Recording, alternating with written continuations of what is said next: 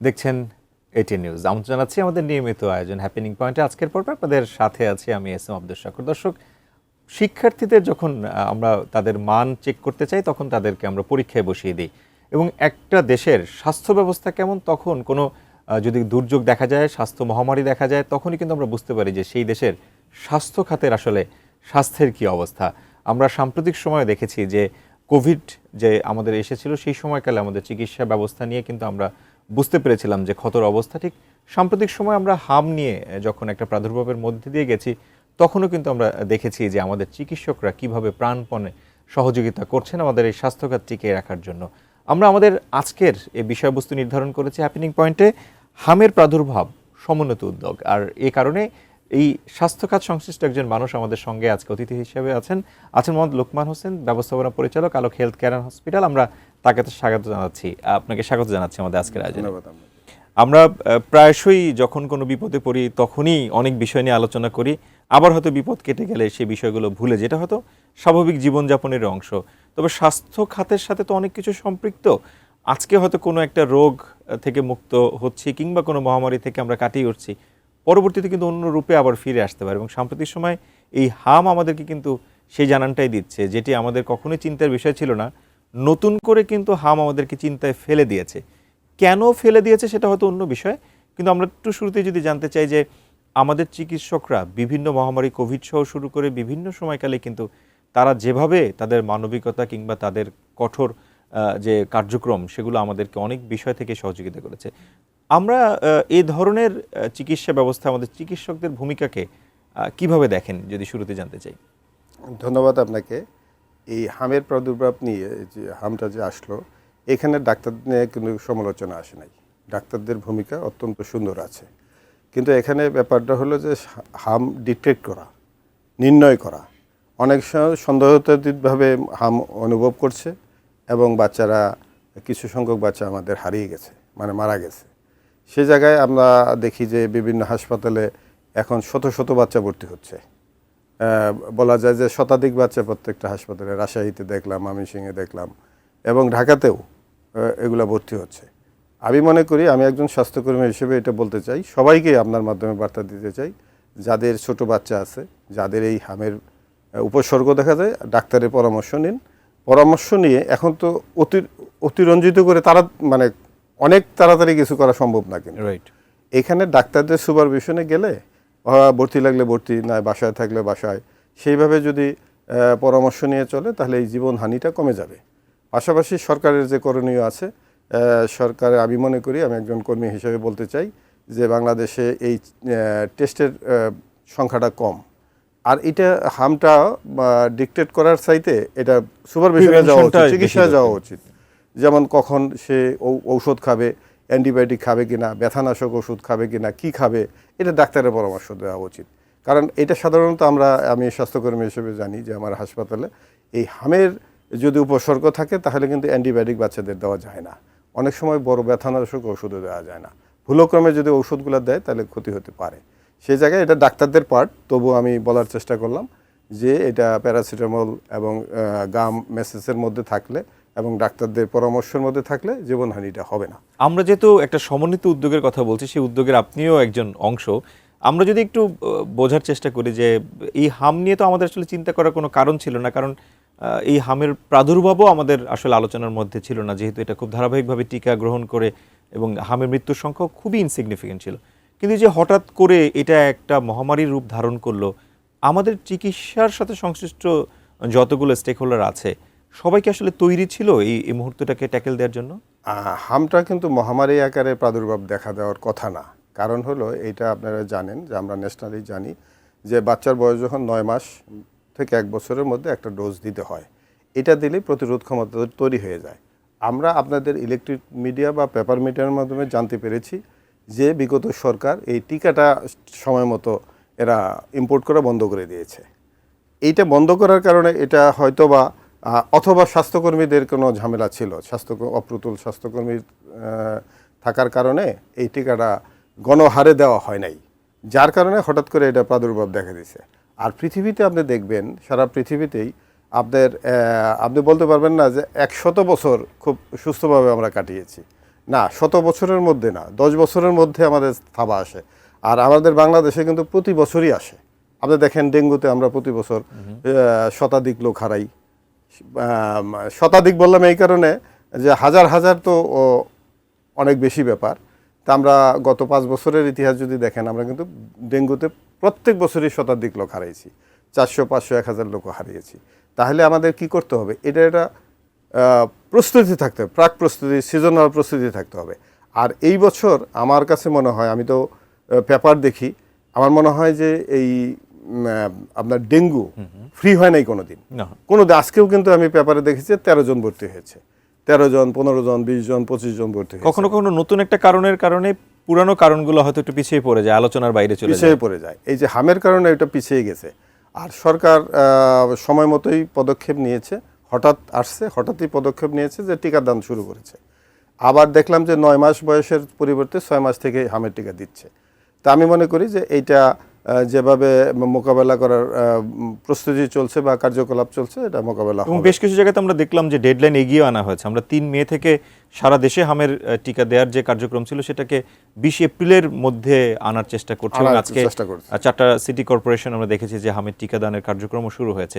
আমরা চিকিৎসকদের আত্মনিবেদন নিয়ে মাঝে মধ্যেই কেউ প্রশ্ন তোলেন বটে, কিন্তু আমরা সারা বাংলাদেশের যে স্বাস্থ্য ব্যবস্থা, সেখানে আমরা দেখেছি কোভিডের সময়কালে যে আমাদের চিকিৎসকরা কীভাবে আপ্রাণ চেষ্টা করেছেন, নিজের জীবন বিলিয়ে দিয়েও চিকিৎসার সাথে সম্পৃক্ত রেখেছেন নিজেদেরকে।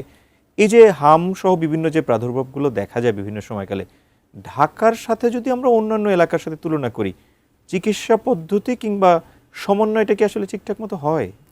এটা অবশ্যই হয়। আপনার ঢাকার মতো তো বাইরে হবে না। আপনার দেখেন ঢাকাতে যে ফ্যাসিলিটিসগুলো আছে সারা বাংলাদেশে ওইভাবে নাই সকল চিকিৎসাতেই। আপনার তো আমাদের বলতে গেলে চিকিৎসাটা কিন্তু ঢাকামুখী, বিশেষায়িত চিকিৎসাগুলো, আর সব চিকিৎসাই সারা বাংলাদেশেই আছে। কিন্তু সেখানে আমি প্রথম উপলব্ধি করি লোকবল সংকট, ডাক্তারের সংকট আছে, এবং অন্যান্য কলাকৌশলী নার্স, ডাক্তার এবং সিট সংখ্যার মানে অপর্যাপ্ততা আছে। সেগুলো পূরণ করা দরকার। আর কি পরিমাণে করবেন সেটা WHO গাইডলাইনে বলা আছে যে এত সংখ্যক মানুষের জন্য এতজন ডাক্তার। সেই জায়গায় যদি কল্পনা করি, আমাদের ডাক্তারের সংখ্যা বা অন্যান্য কলাকৌশলীদের সংখ্যা কম আছে। এটা যদি পূরণ হয় তাহলে কিন্তু এই আশঙ্কাটা থাকবে না, এই সমালোচনাটা থাকবে না। আর পাশাপাশি আমি মনে করি এখন সময় আসছে প্রত্যেকটা বিভাগেই ভালো ল্যাবরেটরি তৈরি করা, যে একটা রুগীর জন্য যদি আমরা তার চিকিৎসাটা নির্ণয় করতে পারি, তার রোগটা কি হয়েছে, সেই রোগটা যদি নির্ণয় করতে পারি, আমাদের চিকিৎসকরা কিন্তু চিকিৎসা করা খুব সহজ হয় এবং আসলে একটা মানুষের দ্রুত সেরে ওঠারও সুযোগ তৈরি হয়। আমরা আমাদের অনেক সীমাবদ্ধতা আছে, কিন্তু আমরা যদি সমন্বিতভাবে উদ্যোগ গ্রহণ করি তাহলে কিন্তু অনেক কিছু থেকে মনে পরিত্রাণ পাওয়ার সুযোগ হয়। আমরা যখন এই সমন্বিত কথাগুলো বলছি, যে আমি যদি ভুল না করি, আমাদের মাননীয় প্রধানমন্ত্রী তারেক রহমান যখন তিনি লন্ডনে ছিলেন, কোনো একটা বৈঠকে তিনি এমন একটা কথা বলেছিলেন, আপনার নজরে এসেছে কিনা জানি না, যে উনি যদি ক্ষমতায় আসেন, দায়িত্ব গ্রহণ করেন দেশের, তখন পাবলিক প্রাইভেট পার্টনারশিপ মডেলে চিকিৎসা পদ্ধতিটার একটা দারুণ সমন্বিত উদ্যোগ গ্রহণ করবেন। এই মডেলটা আসলে কেমন হতে পারে? আপনি যেহেতু বেসরকারি খাতে একজন উদ্যোক্তা। আমি একজন স্বাস্থ্যকর্মী হিসেবে বলবো যে এটা একটা বড় ধরনের উপলব্ধির কথা বলেছে।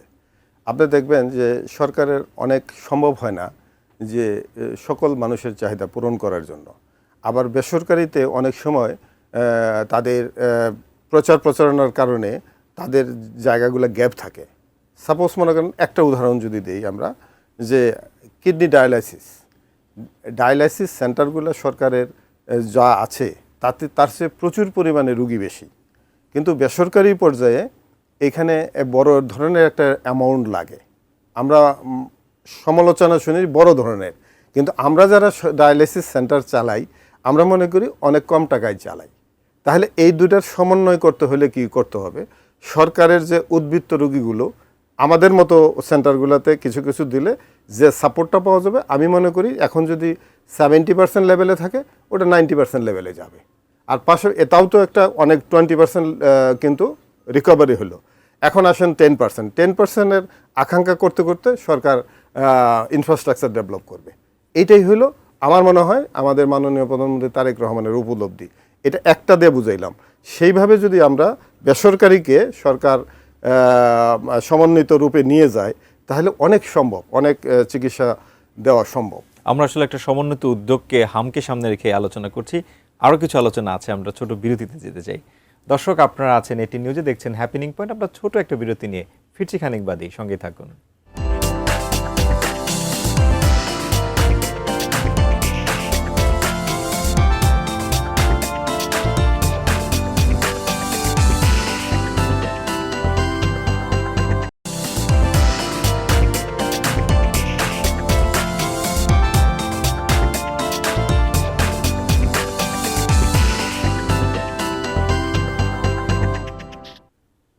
দর্শক, বিরতির পর আরও একবার স্বাগত জানাচ্ছি হ্যাপেনিং পয়েন্টে। হামের প্রাদুর্ভাব সমন্বিত উদ্যোগ, আমরা এই বিষয়ে কথা বলছি। মোহাম্মদ লুকমান হোসেন, ব্যবস্থাপনা পরিচালক, আলোক হেলথ কেয়ার অ্যান্ড হসপিটাল, তিনি আমাদের সঙ্গে আছেন। বিরতিতে যাওয়ার আগে যে আলোচনা করছিলাম সেখান থেকে আবার একটু রেস্ট আনতে চাই। আমরা সমন্বিত উদ্যোগ, প্রাইভেট পাবলিক পার্টনারশিপ নিয়েও যেমন কথা বলছিলাম, মাননীয় প্রধানমন্ত্রীর উদ্যোগের কথাগুলোর সাথেও আপনি সাপ্লিমেন্ট করছিলেন। আমরা এই মুহূর্তে যদি সারা বাংলাদেশের চিকিৎসা ব্যবস্থার কথা যখন বলছিলাম, তখন আসলে ঢাকার সাথে অন্যান্য অঞ্চলের তুলনার ক্ষেত্রে আপনি বলছেন অলরেডি যে বিভাগীয় পর্যায়ে আমাদের ভালো ইনফ্রাস্ট্রাকচার দরকার। এই আলোচনাগুলো তো আমরা অনেকদিন ধরেই করছি। আসলে কোনো উদ্যোগ কি দেখছেন সেরকম, যে বিভাগীয় পর্যায়ে আমাদের হসপিটালগুলোর ক্ষেত্রে সরকারিভাবে বিশেষ করে ইনফ্রাস্ট্রাকচার কিংবা বেসরকারিভাবে উদ্যোক্তারা খুব ভালো মানের কোনো উদ্যোগ গ্রহণ করছেন? এটা নিয়ে তো আলোচনা হচ্ছে, কাজও চলছে, কিন্তু আপনার সরকার তো মাত্র আসলো, এই 2-3 মাসের মধ্যে কিন্তু এত সমালোচনা করা আমি করতে চাই না। আমি করতে চাই হলো সামনের বাজেটটা সরকার কীভাবে স্বাস্থ্য খাতে দেয়, সেটা এটা দেখার ব্যাপার আছে। আর পাশাপাশি বাজেটের পরেই তো কাজ শুরু হবে নিশ্চয়ই। এখন যে নতুন সরকার আসলেন, মাননীয় প্রধানমন্ত্রীর নেতৃত্বে কাজ শুরু হবে। আমরা সাধারণত এর প্রতিফলনটা আমরা বাজেটের পরে দেখব। আর পাশাপাশি আমাদের প্রাইভেটের দেশি বিদেশি সংস্থা কাজ করছে, বিদেশি সংস্থাগুলো আমাদের কাছে আসছে। আবার দেখলাম যে আমাদের ইন্ডিয়ান একটা প্রতিষ্ঠান আমাদের দেশের ডাক্তারদের এবং অন্যান্য কলাকৌশলীদের ট্রেনিংয়ের ব্যবস্থা করবেন। এটাও একটা বড় উদ্যোগ আমি মনে করি। এইখানে আমরা পৃথিবীর উন্নত দেশগুলোর থেকে যদি আমরা ট্রেনার নিয়ে আসতে পারি, এটা কিন্তু অনেক ভালো হবে। প্রথমত হলো যে আমরা আমাদের বিশ্বে যারা নাম করেছে তারা কিভাবে এই স্বাস্থ্যসেবাটা করে, এটার কিন্তু শুধু স্বাস্থ্যসেবা প্রদান করা না, তার আগে অনেক ব্যাপার আছে। এর ব্যবস্থাপনা করা, এর চিকিৎসাকে মানুষের কাঙ্ক্ষিত লেভেলে নিয়ে যাওয়া, স্বাস্থ্য খাতের একটা ইকোসিস্টেমকে আসলে ডেভেলপ করা। যেমন আমরা অনেক আলোচনা করি যে উপজেলাতে বা ইউনিয়ন পরিষদে কি থাকা উচিত। এখন ধরেন আমাদের বিভাগীয় পর্যায়ে যা আছে, রাজধানীর মধ্যে যা আছে বিভাগে নাই। বিভাগে এই পরিপূর্ণতা দিতে হবে, রাজধানীতে যা থাকবে বিভাগে তা থাকবে। আমরা কিন্তু ডিসেন্ট্রালাইজেশনের কথা বলি, ঢাকার যানজট বা অন্যান্য বিষয়গুলি নিয়ে যখন কথা বলি, ঠিক একই সঙ্গে এই ধরনের সেবা খাতগুলোকে উন্নত না করার কারণে কিন্তু মানুষজনকে ঢাকাতে আসার জন্য উৎসাহিতও করি। তাহলে সেলফ কন্ট্রাডিকশন কিন্তু থাকে আমাদের পলিসির সঙ্গে। না, এখানে ধরেন সাধারণ রোগের জন্য কিন্তু ঢাকাতে আসার প্রয়োজন নাই, কিন্তু যখন আপনার একটা বিশেষায়িত চিকিৎসা লাগবে তখন তো ঢাকা ছাড়া উপায় নেই। জানেন আপনার হার্টের চিকিৎসা, কিডনির চিকিৎসা আপনার ঢাকার মধ্যেই সব কিছু। আর অন্যান্য জায়গায় যেভাবে আছে এটা অপ্রতুল, এটা পরিপূর্ণ না। সে জায়গায় আপনার গাণিতিকভাবে বাজেট দিতে হবে। আর পাশাপাশি আপনার বলছেন যে বেসরকারি পর্যায়ে মানে কীভাবে কাজ করছে। বেসরকারি পর্যায়ে ইন্টারন্যাশনাল লেভেলে যারা আছে, আমরা চাইনিজরা কাজ করতেছে, ইন্ডিয়া কাজ করতেছে, বা পার্শ্ববর্তী দেশগুলা হয়তো আমাদের দেশে জায়গা চাচ্ছে। আমাদের বড় উদ্যোক্তারা, বাংলাদেশে যারা বড় উদ্যোক্তা, এখানে কিন্তু বড় বড় উদ্যোক্তা নাই বললেই চলে। আপনার যারা আসতেছে তারাও একেবারে নবীনভাবে আসতেছে, এটা আরও বেশি আকারে আসা উচিত আমি মনে করি। এবং ইনফ্রাস্ট্রাকচারের পাশাপাশি, হসপিটাল নির্মাণের পাশাপাশি আপনার লোকবলের যে সংকটগুলো আছে এগুলো পরিপূর্ণতা দেওয়া উচিত। আজকে একটা পত্রিকায় দেখলাম যে 6টা ডিস্ট্রিক্টে শিশু হাসপাতালগুলোকে পূর্ণতা পায়নি, মানে ইনফ্রাস্ট্রাকচার ডেভেলপ হয়ে আছে, তারা এখনও এটার জন্য বাজেট পায় নাই, এটার লোকবল পায় নাই, এরকম। তা আমি মনে করি যে এই হাসপাতাল তৈরির আগে আপনার সমস্ত কিছু মাথায় রেখে প্রত্যেকটা ডিপার্টমেন্টের কাজ হবে। কখন এইটা আমরা নির্মাণ করব, কি বাজেট লাগবে, কখন আমার লোকবল লাগবে, এইভাবে যদি করা হয় তাহলে কিন্তু এই 6টা হাসপাতাল পড়ে থাকতো না। এই প্যান্ডেমিকের মধ্যে যে 6টা হাসপাতাল পড়ে রয়েছে, এখানে লক্ষ লক্ষ বাচ্চাকে আমরা চিকিৎসা দিতে পারতাম, কিন্তু আমাদের শুধুমাত্র এখানে মনে হয় যে কোনো যখন নির্মাণ হয়েছে অন্যান্য জিনিসগুলো কল্পনা করা হয় না। আর সে কারণে আমরা সমন্বিত উদ্যোগ এটা আলোচনার মধ্যে রেখেছি, যদিও হামের প্রাদুর্ভাবকে আমরা এখানে আলোচনায় রেখেছি। তবে একটা বিষয় মনে হয় একটু আলোচনা আনা দরকার, যে এখন ডেঙ্গুর মৌসুম, আমরা যদি ওইভাবে চিন্তা করি, তো সেক্ষেত্রে সাম্প্রতিক সময় আমরা যে পরিমাণ মশা ঢাকাতে দেখেছি, ঢাকা উত্তর সিটি কর্পোরেশন কিংবা দক্ষিণ সিটি কর্পোরেশন সব জায়গাতে অনেক মশা দেখেছি গত এক দশকের চেয়ে মধ্যে বেশি। তাতে বোঝা যায় যে আপকামিং যে মৌসুমটা আসছে সেখানে ডেঙ্গুর প্রাদুর্ভাব অন্যান্য সময়ের চেয়ে বেশি হওয়ার একটা সম্ভাবনা আছে। এটা কি আপনি আগাম কিছু বলতে পারছেন কি? আপনি গত কয়েক বছরের মধ্যে যদি আপনি লক্ষ্য করেন, শুধু কিন্তু ঢাকাতে ডেঙ্গু না, সারা বাংলাদেশেই ডেঙ্গু হচ্ছে। আপনার বরিশালে হচ্ছে, আপনার রাজশাহীতে হচ্ছে, সকল জায়গায়।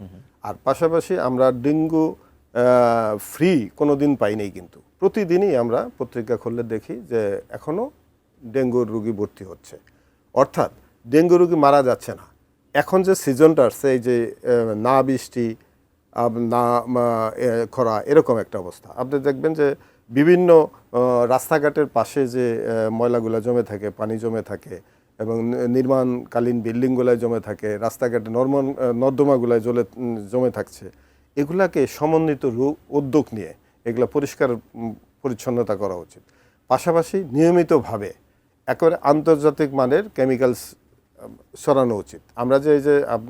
আমরা যে ধরেন স্প্রে করছি, স্প্রের ঔষধটা অনেক সময় সমালোচনা কিন্তু শুনি। আমি একজন স্বাস্থ্যকর্মী হিসেবে আপনার মাধ্যমে আমি বলতে চাই যে আমরা গুণগত মানসম্পন্ন মেডিসিন আমাদের আনতে হবে।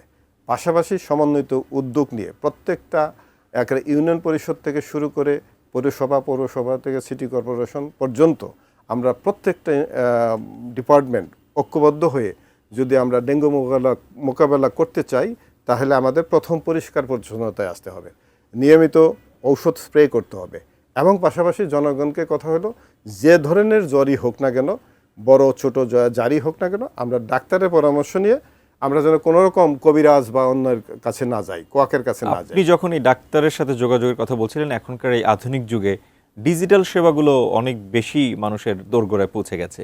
সেক্ষেত্রে বাংলাদেশ বিশ্বের অন্যান্য দেশের সাথে যদি তুলনা করি, আমাদের টেলিমেডিসিন কিংবা ডিজিটাল স্বাস্থ্য সেবাগুলো, সেগুলো কি আপনার কাছে মনে হয় যে ঠিক ওইভাবে আমরা পৌঁছাতে পেরেছি সারা পৃথিবী যেভাবে এগিয়েছে? এখানে কিন্তু আমাদের একটু ফ্রাস্ট্রেশন আছে। আমাদের টেলিমেডিসিনটা অনেক মার্কেট পাওয়া দরকার ছিল, কিন্তু আমরা এটা পাই নাই।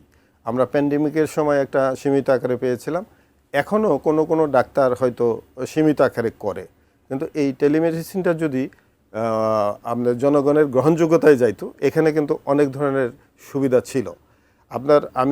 আমার এখানেও টেলিমেডিসিন আছে সীমিত আকারে। আমরা যখন চিকিৎসা দেই, ডাক্তার এক প্রান্তে থাকে আর আমাদের এই প্রান্তে থাকে এমবিবিএস ডাক্তার এবং রুগী, একেবারে 19-20 সেবাটা কিন্তু 19-20 হয়। হয়তো রুগী ডাক্তারকে যেমন আপনি বিশেষজ্ঞ ডাক্তার, আমি এমবিবিএস ডাক্তার, আমার সামনে কথা বলছে, আমি এর প্রেশার মাপছি, অর্থাৎ আপনি এটা প্রেশারগুলো ডিজিটালি দেখে, স্ক্রিনে দেখে সিদ্ধান্তটা দিচ্ছেন। আমি মনে করি 19-20 আমরা যেমন এরকম পার্থক্য যদি বলতে পারি, কিন্তু আমি মনে করি 100%ই সুন্দর সেবা হইতে পারে, কিন্তু এটা আমাদের দেশে মানুষের গ্রহণযোগ্যতায় এখনো পরিপূর্ণভাবে যায়। বেশ কিছু ডিজিজ আছে, নন কমিউনিকেবল ডিজিজ, যেগুলো সেই ডিজিজগুলোর ক্ষেত্রেও তো অনেক রকমের আসলে সার্ভিসগুলো ডিজিটালি অনেক বেশি ভালো হতে পারতো। সব রোগী এইভাবে দেওয়া যায়।